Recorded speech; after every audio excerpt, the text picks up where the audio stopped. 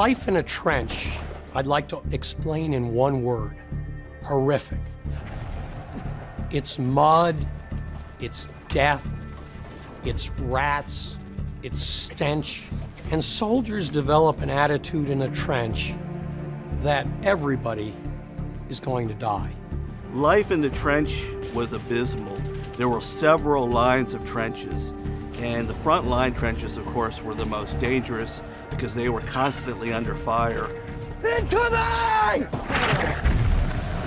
The Germans dug assiduously, building dry, safe, and comfortable trenches for themselves with bunkers that actually had electricity and sometimes running water. The British and French, who were convinced that they were never going to be there for that long, didn't spend nearly the same effort. And so their trenches tended to be muddy and wet and not that safe.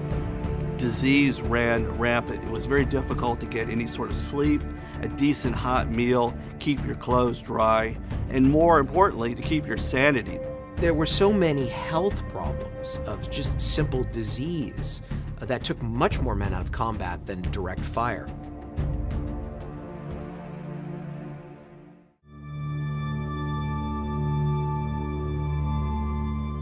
I think one word that would surprise people about life in a trench: boredom.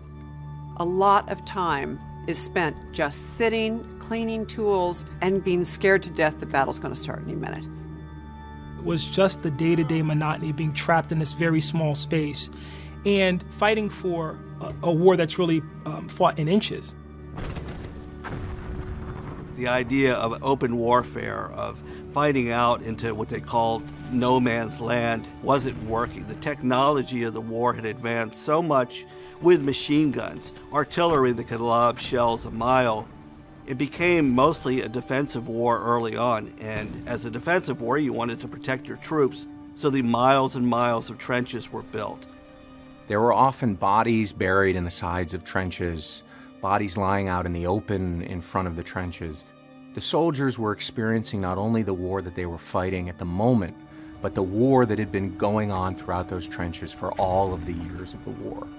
A young lieutenant writes his mother and says, "I haven't been killed yet, but it's only a matter of time." That's typical of the way soldiers felt about life in the trench. You just did it.